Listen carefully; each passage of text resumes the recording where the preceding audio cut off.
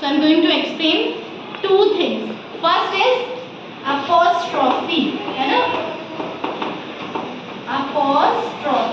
Apostrophe जो possessive दिखाती है, जिसका मीनिंग है का. Say properly, प्रज्ञा and सारांश. क्या है का? जैसे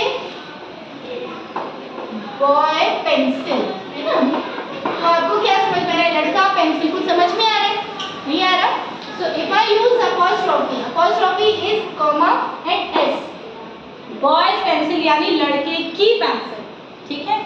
If I say मतलब जहाँ पे आपको का यूज करना है ना बेटा, वहाँ पे apostrophe और s यूज कर देंगे, ठीक है? नेक्स्ट जैसे रानी एंड सीता बुक्स. अब Rani and Sita two proper name है, ये भी ध्यान रखना, अपॉस्ट्रोफी हमेशा प्रॉपर नेम के बाद में लगाते हैं, ठीक है? अब आपने देखा रानी एंड सीता, तो आप रानीज एंड सीता बुक नहीं लिखोगे, आप लिखोगे रानी एंड सीता बुक. जो लास्ट वाला नेम है ना, बिल्कुल लास्ट वाला, इसके साथ में और भी नेम हो सकते थे, तो जो लास्ट वाला नेम है उसके बाद में अपॉस्ट्रोफी और एस लगाना है. अब अगर जैसे हमें ये बॉय का, इफ आई से बॉयज, ऑलरेडी एस है, तो क्या लगाओगे? सिर्फ अपॉस्ट्रोफी एस नहीं लगाना. समझ गए? अगर एस ऑलरेडी आ रहा है तो सिर्फ अपॉस्ट्रोफी लगाना, एस नहीं लगाना. लेट जेम्स, है ना? तो अपॉस्ट्रोफी ही लगाना है, एस नहीं लगाना, ठीक है? James book. Got it? यहाँ तक समझ में आया? अपॉस्ट्रोफी आपको समझ में आ गया? Now next topic is question कैसे बनाना है. जैसे I am writing at the blackboard, ये आपका स्टेटमेंट है. I am writing at the blackboard. अब अगर आपको इसका क्वेश्चन बनाना है तो हाउ डू वी मेक? अगर आपके पास सेंटेंस में, ध्यान से सुनो, is am are, listen carefully, is am are, was were, has have had use हो रहे हैं, तो आप कुछ नहीं करोगे, सिंपल इसको फर्स्ट ले आओगे.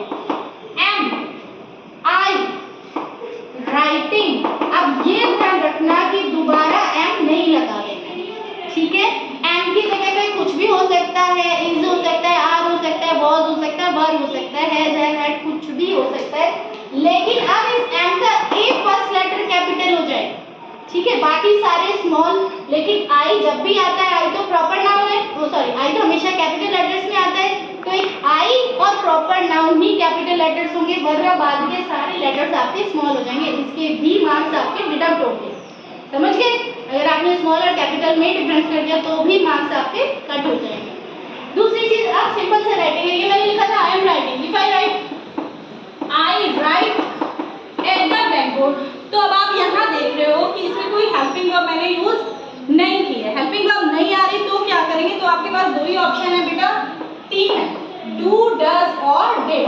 अब आपको ये ध्यान रखना है, डू, डज और डिड कब आएगा? डिड तो आपका सिर्फ और सिर्फ सेकंड फॉर्म, वर्ब की सेकंड फॉर्म के साथ आएगा. जैसे if I said I wrote at the blackboard, तो आपका क्या यूज करोगे? आप इसका नेगेटिव बनाने के लिए डिड आई. अब ये रोट नहीं रहेगा, ये राइट होगा. Did I right at the blackboard. समझ में आ गया? क्या लिखोगे आप? Did I right at the blackboard. ये तो डिड का यूज था. अब डिड में आपको ये नहीं सोचना है कि ही के साथ क्या लगेगा, शी के साथ लगेगा, सबके साथ डिड ही लगेगा. सेकंड फॉर्म हो तो, जैसे सेकंड फॉर्म कौन सी होंगी? वेंट हो सकती है, ड्रैंक हो सकती है ना? और भी हो सकती हैं जो भी आपको यूज में आएगा, है ना? हैंड भी हो सकती है, तो वो आपको गेस करना है.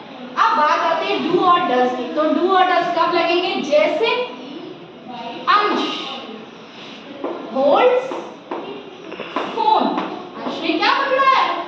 फोन पकड़ता है ना? अब होल्ड्स है, आप जब भी आपको यहाँ पे एस दिख जाए वर्ब के साथ, तो आप समझ जाओ डज लगा है. तो क्या करोगे? डज अंश. अब ये ध्यान रखना, ये एस पे हट जाएगा, होल्ड फोन. अब आपने यहाँ पे क्या आ जाएगा आपका बेटा? Question mark.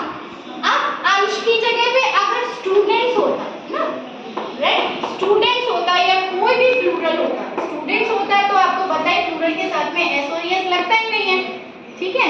तो यहाँ पे फिर आप उसका क्वेश्चन क्या बना देते? डू स्टूडेंट्स होल्ड हो जाता है, होल्ड सून। समझ में आ गया? अब आप फिर देखो यहाँ पे कि ये अर्श था इसलिए ए कैपिटल आया, स्टूडेंट अर्श तो प्रॉपर नाउन है इसलिए कैपिटल आता है, तो स्टूडेंट है तो एस क्या आएगा आपका, स्मॉल ही आएगा। समझ में आ गया आपका?